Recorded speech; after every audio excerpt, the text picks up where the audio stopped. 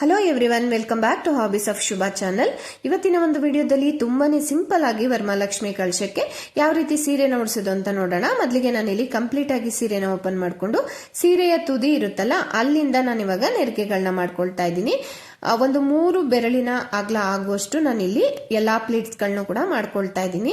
ನೋಡಿ, ಒಂದೇ ಸಲ ಎಲ್ಲಾ ಪ್ಲೇಟ್ಸ್ ಗಳನ್ನೂ ಕೂಡ ಹಿಡಿಲಿಕ್ಕೆ ಕಷ್ಟ ಆಗುತ್ತೆ. ಅದಕ್ಕೋಸ್ಕರ ಒಂದು 10 ರಿಂದ 12 ನೆರಿಗೆಗಳಾದ ತಕ್ಷಣ ಎರಡೂ ಸೈಡ್ ಅಲ್ಲೂ ಕೂಡ ನಾನು ಇಲ್ಲಿ ತೋರಿಸ್ತಿದ್ದೀನಲ್ಲ, ಇದೇ ರೀತಿ ನಾವೇನು ನೆರಿಗೆಗಳನ್ನ ಮಾಡ್ಕೊಂಡಿರ್ತೀವಿ ಆ ನೆರಿಗೆಗಳನ್ನ ಜೋಡಿಸ್ಬಿಟ್ಟು ಎರಡು ಸೈಡ್ ಅಲ್ಲೂ ಕೂಡ 3 ಸೈಡ್ ಅಲ್ಲೂ ಕೂಡ ಅಂದ್ರೆ ರೈಟ್ ಅಲ್ಲಿ, ಲೆಫ್ಟ್ ಅಲ್ಲಿ ಮತ್ತೆ ಮಿಡಲ್ ಅಲ್ಲಿ 3 ಕಡೆನೂ ಕೂಡ ಇದೇ ರೀತಿ ನೆರಿಗೆಗಳನ್ನ ಕೌಂಟ್ ಮಾಡ್ಕೊಂಡು ನೀವು ಒಂದೊಂದು ಕ್ಲಿಪ್ ನ ಹಾಕೊಂಡು ನೆರಿಗೆಗಳನ್ನ ಕಂಟಿನ್ಯೂ ಮಾಡಬೇಕಾಗುತ್ತೆ. ನೋಡಿ, ಇವಾಗ ನಾನು ಇಲ್ಲಿ 2 ಸೈಡ್ ಅಲ್ಲೂ ಕೂಡ ಕ್ಲಿಪ್ ನ ಹಾಕೊಂಡಿದ್ದೀನಿ. ಜೊತೆಗೆ ಒಂದ್ಸಲ ಸೀರೆನ ಹೀಗೆ ಸ್ಟ್ರೈಟ್ ಮಾಡಿಕೊಂಡು ಮಿಡಲ್ ಅಲ್ಲೂ ಕೂಡ ನಾನು ಇಲ್ಲಿ ಒಂದು ಕ್ಲಿಪ್ ಅನ್ನ ಹಾಕೊಳ್ತಾ ಇದ್ದೀನಿ. ಅಲ್ಲಿ ಮಾಡಿರ್ತಕ್ಕಂಥ ನೆರಿಗೆಗಳನ್ನು ಕೂಡ ಕೌಂಟ್ ಮಾಡಿಕೊಂಡು, ಹಾಗೇನೆ ಫ್ರೆಂಡ್ಸ್, ನಾನು ಸೆರ್ಗುನ್ ಕಡೆಯಿಂದ ಒಂದು ಮಾರ ಆಗುವಷ್ಟು ಬಿಟ್ಟು ಅಲ್ಲೊಂದು ಗುರ್ತಿಗೆ ಅಂತ ಒಂದು ಕ್ಲಿಪ್ ಅನ್ನ ಹಾಕೊಂಡಿದ್ದೀನಿ. ಅಲ್ಲಿವರೆಗೂ ಕೂಡ ಇದೇ ರೀತಿ ನಾನು ಇಲ್ಲಿ ನೆರಿಗೆಗಳನ್ನ ಮಾಡ್ಕೊಳ್ತಾ ಇದ್ದೀನಿ. ನೋಡಿ, ಹೀಗೆ ಪ್ರತಿಯೊಂದು ನೆರಿಗೆಗಳು ಕೂಡ ಈಕ್ವಲ್ ಆಗಿರ್ಬೇಕು. ಆ ರೀತಿ ಸೀರೆನ ಸ್ಟ್ರೈಟ್ ಮಾಡ್ಕೊಳ್ತಾ ನೀವು ಇದೇ ರೀತಿ ನೆರಿಗೆಗಳನ್ನ ಮಾಡ್ಕೊಳ್ಳಿ. ನೋಡಿ, ಈ ರೀತಿ ನಾನು ಎಲ್ಲಿವರೆಗೆ ಅಂತ ಹೇಳಿದ್ರೆ ಸೆರ್ಗುನ್ ಕಡೆಯಿಂದ ಒಂದು ಮಾರಾಗೋಷ್ಟು ಬಿಟ್ಟಿದ್ನಲ್ಲ ಅಲ್ಲಿವರೆಗೂ ಕೂಡ ಇದೇ ರೀತಿ ನಾನಿಲ್ಲಿ ನೆರಿಗೆಗಳನ್ನ ಮಾಡ್ಕೊಂಡಿದ್ದೀನಿ. ಇವಾಗ ಕ್ಲಿಪ್ ನ ರಿಮೂವ್ ಮಾಡ್ತಾ ಇದ್ದೀನಿ. ನೋಡಿ, ಸೆರ್ಗುನ್ ಕಡೆಯಿಂದ ಎಷ್ಟು ಬಿಟ್ಟಿದ್ದೀನಿ ಅಂತ ಕೂಡ ನಾನು ಇಲ್ಲಿ ತೋರಿಸ್ತಾ ಇದ್ದೀನಿ. ನೋಡಿ, ಇವಾಗ ನಾವು ಏನು ಪ್ಲೀಟ್ಸ್ಗೆ ಕ್ಲಿಪ್ ನ ಹಾಕಿದೀವಿ ಅದನ್ನ ರಿಮೂವ್ ಮಾಡ್ಬಿಟ್ಟು ಒಂದು ದೊಡ್ಡ ಸೇಫ್ಟಿ ಪಿನ್ ಅನ್ನ ತಗೋಬೇಕು ಫ್ರೆಂಡ್ಸ್. ಇಲ್ಲಿ ಚಿಕ್ಕ ಪಿನ್ ಅನ್ನ ತಗೋಬಿಡಿ, ಒಂದು ದೊಡ್ಡ ಸೇಫ್ಟಿ ಪಿನ್ ಅನ್ನ ತಗೊಂಡು ನಾವೇನು ಎಲ್ಲಾ ಪ್ಲೇಟ್ಸ್ ಗಳನ್ನ ಮಾಡ್ಕೊಂಡಿರ್ತೀವಿ ಅಲ್ವಾ, ಆ ಎಲ್ಲಾ ಪ್ಲೇಟ್ಸ್ ಗಳನ್ನೂ ಕೂಡ ಒಂದು ಪಿನ್ಗೆ ನಾವು ಜೋಡಿಸ್ಕೋಬೇಕಾಗುತ್ತೆ. ಸೀರೆ ಮತ್ತೆ ಬಾರ್ಡರ್ನ ಒಂದು ಜಂಕ್ಷನ್ ಇದೆ ನೋಡಿ ಫ್ರೆಂಡ್ಸ್, ಅಲ್ಲಿಗೆ ನೀವು ಪಿನ್ ಅನ್ನು ಹಾಕೋಬೇಕಾಗುತ್ತೆ. ನೋಡಿ, ಪ್ರತಿಯೊಂದು ನೆರಿಗೆನೂ ಕೂಡ ಕೌಂಟ್ ಮಾಡಿಕೊಂಡು ನೀವು ಪಿನ್ ಅನ್ನು ಹಾಕೋಬೇಕಾಗುತ್ತೆ. ನೋಡಿ, ಈ ಕಡೆನೂ ಅಷ್ಟೇನೆ 3 ಸೈಡ್ ಅಲ್ಲೂ ಕೂಡ ಪ್ಲೀಟ್ಸ್ ಈಕ್ವಲ್ ಇದೆಯಾ ಅಂತ ಚೆಕ್ ಮಾಡ್ಕೋಬೇಕು ಫ್ರೆಂಡ್ಸ್. ನೀವು ಒಂದ್ ಸೈಡ್ 22 ಪ್ಲೀಟ್ಸ್ ಇದ್ರೆ ಮತ್ತೊಂದ್ ಸೈಡು ಅಷ್ಟೇ ಇರಬೇಕು, ಮತ್ತೆ ಮಿಡಲ್ ಅಲ್ಲೂ ಕೂಡ ಅಷ್ಟೇ ಇರಬೇಕು. ನೋಡಿ, ಇವಾಗ ರೈಟ್ ಸೈಡ್ ಅಲ್ಲೂ ಕೂಡ ನಾನು ಇದೇ ರೀತಿ ಪಿನ್ ಅನ್ನ ಜೋಡಿಸ್ಕೊಳ್ತಾ ಇದ್ದೀನಿ. ನೋಡಿ, ಸ್ಟಾರ್ಟಿಂಗ್ ಪ್ಲೀಟ್ ಏನಿರುತ್ತೆ ಫ್ರೆಂಡ್ಸ್, ಅಲ್ಲಿ ಯಾವ ಡೈರೆಕ್ಷನ್ ಗೆ ನೀವು ಪಿನ್ ಅನ್ನು ಹಾಕೊಂಡಿರ್ತೀರಾ ಅದೇ ಡೈರೆಕ್ಷನ್ ಅಲ್ಲಿ ಉಳಿದಿರುವಂತ ಎಲ್ಲಾ ನೆರಿಗೆಗಳಿಗೂ ಕೂಡ ನೀವು ಪಿನ್ ಅನ್ನು ಹಾಕೋಬೇಕಾಗುತ್ತೆ. ಈ ರೀತಿ ಮಾಡೋದ್ರಿಂದ ಎಲ್ಲಾ ನೆರಿಗೆಗಳು ಕೂಡ ಈಕ್ವಲ್ ಆಗಿರುತ್ತೆ. ಕೆಳಗಡೆ ಬಾರ್ಡ್ರು ನೀಟಾಗಿ ಕಾಣಿಸುತ್ತೆ. ನೋಡಿ, ಇವಾಗ ಈ ರೀತಿ ನಾನಿಲ್ಲಿ ಹಾಕೊಂಡಿದ್ದೀನಿ. ಇವಾಗ ಸೀರೆನ ಒಂದ್ಸಲ ಸ್ಟ್ರೈಟ್ ಮಾಡ್ಕೊಂಡು ಮಿಡಲ್ ಅಲ್ಲಿ ಏನಿದೆ ನೆರಿಗೆಗಳು ಆ ನೆರಿಗೆಗಳನ್ನು ಕೂಡ ಜೋಡಿಸ್ಕೋಬೇಕಾಗುತ್ತೆ ಫ್ರೆಂಡ್ಸ್. ನಾನಿಲ್ಲಿ 3 ಸೈಡ್ ಅಲ್ಲೂ ಕೂಡ ದೊಡ್ಡ ಸೇಫ್ಟಿ ಪಿನ್ ಅನ್ನೇ ಬಳಸಿದ್ದೀನಿ. ನೋಡಿ, ಇವಾಗ ಮಿಡಲ್ ಅಲ್ಲಿ ನನಗೆ ಇಲ್ಲಿ ಫ್ರೆಂಡ್ಸ್ ಟೋಟಲ್ ಆಗಿ ಒಂದು 22 ನೆರಿಗೆಗಳು ಬಂದಿದೆ. ಅಷ್ಟನ್ನು ಕೂಡ ಜೋಡಿಸ್ಬಿಟ್ಟು ಮಧ್ಯದಲ್ಲೂ ಕೂಡ ಇದೇ ರೀತಿ ಪಿನ್ ಅನ್ನ ಹಾಕೊಳ್ತಾ ಇದ್ದೀನಿ. ನೋಡಿ, ಈ ರೀತಿ ಸೀರೆನ ಸ್ಟ್ರೈಟ್ ಮಾಡ್ಕೋಬೇಕು. ಲೆಫ್ಟ್ ಹ್ಯಾಂಡ್ ಅಲ್ಲಿ ಮಧ್ಯದಲ್ಲಿ ಹೀಗೆ ಹಿಡ್ಕೊಂಡು ನೋಡಿ, ಎರಡೂ ಸೈಡ್ ಅಲ್ಲಿ ನಾವೇನ್ ನೆರಿಗೆಗಳು ಮಾಡಿರ್ತೀವಿ ಅವೆರಡೂ ಕೂಡ ಈಕ್ವಲ್ ಆಗಿರ್ಬೇಕು. ಆ ರೀತಿ ಜೋಡಿಸ್ಕೋಬೇಕಾಗುತ್ತೆ. ನೋಡ್ತಿದ್ದೀರಲ್ಲ, ಎರಡೂ ಸೈಡಿನ ಬಾರ್ಡರ್ ಕೂಡ ಈಕ್ವಲ್ ಆಗಿದೆ. ಇವಾಗ ಮಧ್ಯಕ್ಕೆ ಸೀರೆನ ಫೋಲ್ಡ್ ಮಾಡ್ಕೋಬೇಕಾಗುತ್ತೆ ಫ್ರೆಂಡ್ಸ್. ನಾವು ಅಂದ್ರೆ ಸೆರ್ಗನ ಮಾಡ್ಲಿಕ್ಕೆ ಹೀಗೆ ಮಧ್ಯಕ್ಕೆ ಫೋಲ್ಡ್ ಮಾಡ್ಕೊಂಡಿದ್ದೀನಿ. ಕಂಪ್ಲೀಟ್ ಆಗಿ ಓಪನ್ ಮಾಡ್ಕೊಂಡು ನಾನು ಸೆರ್ಗನ ಮಾಡ್ತಾ ಇಲ್ಲ, ಇಲ್ಲಿ ಮಧ್ಯಕ್ಕೆ. ನೋಡಿ, ಇವಾಗ ನೋಡಿ 2 ಫೋಲ್ಡ್ ಇದೆ. ಈ ರೀತಿ ಫೋಲ್ಡ್ ಮಾಡಿಕೊಂಡು ನಾವು ಸೆರ್ಗನ ಮಾಡ್ಕೋಬೇಕಾಗುತ್ತೆ. ಸೆರ್ಗನಲ್ಲಿ ಒಂದು 3 ರಿಂದ 4 ನೆರಿಗೆಗಳು ಬರುತ್ತೆ ಅಷ್ಟೇನೆ. ನೋಡಿ, ಈ ರೀತಿ ಒಂದು 4 ನೆರಿಗೆಗಳು ಬಂದಿದೆ. ಇಷ್ಟನ್ನು ಕೂಡ ಹಿಡಿದ್ಬಿಟ್ಟು ನಾವು ಕ್ಲಿಪ್ ಅನ್ನ ಹಾಕೋಬೇಕಾಗುತ್ತೆ. ನೋಡಿ, ಎಡ್ಜ್ ಅಲ್ಲಿ ಏನಿದೆ ಆ ಎಲ್ಲಾ ಪ್ಲೀಟ್ಸ್ ಗಳನ್ನೂ ಕೂಡ ಹಿಡಿದು ಅಲ್ಲೊಂದು ಕ್ಲಿಪ್ ಅನ್ನ ಹಾಕೊಂಡಿದ್ದೀನಿ.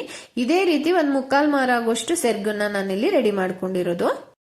ಪ್ರತಿಯೊಂದು ಪ್ಲೇಟ್ಸ್ ಕೂಡ ಈಕ್ವಲ್ ಆಗಿರ್ಬೇಕು. ಆ ರೀತಿ ನೋಡ್ಕೊಂಡು ಒಂದು 3 ರಿಂದ 4 ಕಡೆ ಈ ರೀತಿ ಕ್ಲಿಪ್ ಅನ್ನ ಹಾಕೊಂಡು ಇದನ್ನ ಸೆಕ್ಯೂರ್ ಮಾಡ್ಕೊಳ್ಳಿ. ನೋಡಿ, ಇವಾಗ ಸೆರ್ಗು ಹಾಗೆ ನೆರಿಗೆ ರೆಡಿ ಇದೆ. ನೋಡಿ, ಇವಾಗ 3/4 ಮಾರ ಆಗೋಷ್ಟು ಸೆರ್ಗುನ ಮಾಡ್ಕೊಂಡಿದ್ದೀನಿ ಫ್ರೆಂಡ್ಸ್, ಅದು ಕೂಡ ತೋರಿಸ್ತಾ ಇದ್ದೀನಿ. ನೆಕ್ಸ್ಟ್ ಈ ಕಡೆ ಟೇಬಲ್ ಮೇಲೆ ಒಂದು ಪೀಠ, ಅದ್ರ ಮೇಲೆ ಒಂದು 8 ಇಂಚ್ ಇರ್ತಕ್ಕಂಥ ಬಿಂದಿಗೆ, ಅದಕ್ಕೊಂದು ಸ್ಟಿಕ್ ನ ಕಟ್ಕೊಂಡಿದ್ದೀನಿ. ಸ್ಟಿಕ್ 12 ಇಂಚ್ ಇದೆ. ನೋಡಿ, ಇವಾಗ ಸೆರ್ಗೇನಿದೆ ಈ ತರ ಇರಬೇಕು. ಹಾಗೇನೆ ಸೆರ್ಗನ್ನ ಕಳಶದ ಎಡಭಾಗಕ್ಕೆ ಇಟ್ಬಿಟ್ಟು ನಾವೇನು ನೆರಿಗೆಗಳನ್ನ ಮಾಡ್ಕೊಂಡಿರ್ತೀವಿ ಫ್ರೆಂಡ್ಸ್ ಅದನ್ನ ಸ್ಟಿಕ್ ಕಟ್ಟಿರ್ತೀವಲ್ಲ ಬಿಂದಿಗೆ ಮೇಲ್ಭಾಗದಲ್ಲಿ ಕಂಠ ಭಾಗದ ಹತ್ರ ಅಲ್ಲಿಂದ ಹೀಗೆ ಮುಂಭಾಗಕ್ಕೆ ತರಬೇಕಾಗುತ್ತೆ. ಪ್ಲೇಟ್ಸ್ ಗಳೆಲ್ಲವನ್ನು ಕೂಡ ಎರಡೂ ಸೈಡಿನ ನೆರಿಗೆಗಳನ್ನು ಕೂಡ ಇದೇ ರೀತಿ ತರಬೇಕಾಗುತ್ತೆ. ಹಾಗೇನೆ ಎರಡೂ ಸೈಡಿನ ನೆರಿಗೆಗಳು ಕೂಡ ಈಕ್ವಲ್ ಆಗಿರ್ಬೇಕು ಫ್ರೆಂಡ್ಸ್. ಕೆಳಗಡೆ ಎರಡೂ ಸೈಡಿನ ನೆರಿಗೆಗಳು ಕೂಡ ಈಕ್ವಲ್ ಆಗಿರ್ಬೇಕು. ಅದಕ್ಕೋಸ್ಕರ ಅಲ್ಲೊಂದು ಕ್ಲಿಪ್ ಅನ್ನ ಹಾಕೊಳ್ತೀನಿ ನಾನು. ನೋಡಿ, ಪಿನ್ ಅನ್ನು ಹಾಕಿದೀವಲ್ಲ ಅಲ್ಲಿಗೆ ನೀವು ಕ್ಲಿಪ್ ಅನ್ನು ಹಾಕೊಂಡ್ಬಿಡಿ. ಅವಾಗ ಬಿಂದಿಗೆ ಕಂಠ ಭಾಗದ ಹತ್ರ ನಿಮ್ಗೆ ಜೋಡಿಸ್ಕೊಳ್ಳಿಕ್ಕೆ ಪ್ಲೀಟ್ಸ್ ನ ಈಸಿ ಆಗುತ್ತೆ. ನೋಡಿ, ಇವಾಗ ಕರೆಕ್ಟ್ ಆಗಿ ಈಗ ಸ್ಟ್ರೈಟ್ ಮಾಡ್ಕೊಳ್ಳಿ. ಸ್ಟ್ರೈಟ್ ಮಾಡ್ಕೊಂಡು ರೈಟ್ ಅಲ್ಲಿ ಮತ್ತೆ ಲೆಫ್ಟ್ ಅಲ್ಲಿ ಬಾರ್ಡರ್ ಇರುತ್ತಲ್ಲ ಫ್ರೆಂಡ್ಸ್, ಅದನ್ನ ಈ ರೀತಿ ಕಡ್ಡಿ ಮೇಲ್ಭಾಗದಲ್ಲಿ ಕಾಣಿಸೋ ರೀತಿ ಹೀಗೆ ಮಾಡ್ಕೊಳ್ಳಿ. ನೋಡಿ ನಾನು ಇಲ್ಲಿ ತೋರಿಸ್ತಿದ್ದೀನಲ್ಲ, ಈ ರೀತಿ ಆ ಒಂದು ಸ್ಟಿಕ್ ಮೇಲೆ ಬಾರ್ಡರ್ ಬರಬೇಕು, ಆ ರೀತಿ ಜೋಡಿಸ್ಕೊಳ್ಳಿ. ನೋಡಿ ಈ ರೀತಿ ಜೋಡಿಸ್ಕೋಬೇಕಾಗುತ್ತೆ. ಎರಡೂ ಸೈಡ್ ಅಲ್ಲೂ ಕೂಡ ಇದೇ ರೀತಿ ಫಸ್ಟ್ ಜೋಡಿಸ್ಕೊಳ್ಳಿ.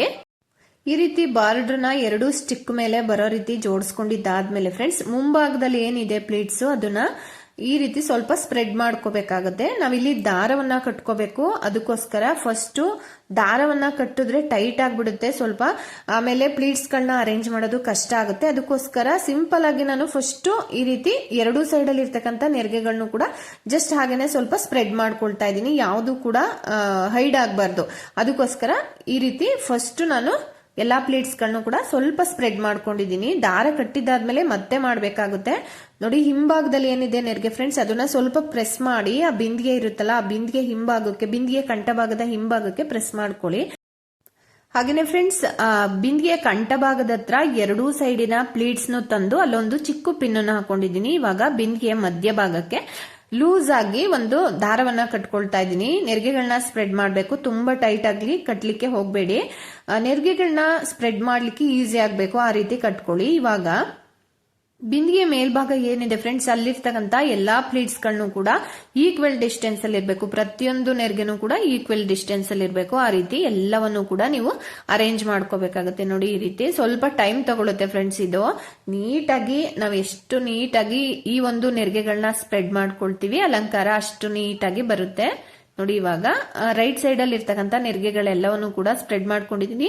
ನೆಕ್ಸ್ಟ್ ಆ ದಾರದ ಕೆಳಭಾಗ ಏನಿದೆ ಫ್ರೆಂಡ್ಸ್, ಅಲ್ಲಿ ನಾನು ಇವಾಗ ನೆರಿಗೆಗಳನ್ನ ಇದೇ ರೀತಿ ಆ ಪೀಠ ಏನಿದೆ ಆ ಪೀಠದ ಸುತ್ತನೂ ಕೂಡ ಹೀಗೆ ನೆರಿಗೆಗಳನ್ನ ಸ್ಪ್ರೆಡ್ ಮಾಡ್ಕೊಳ್ತಾ ಇದ್ದೀನಿ.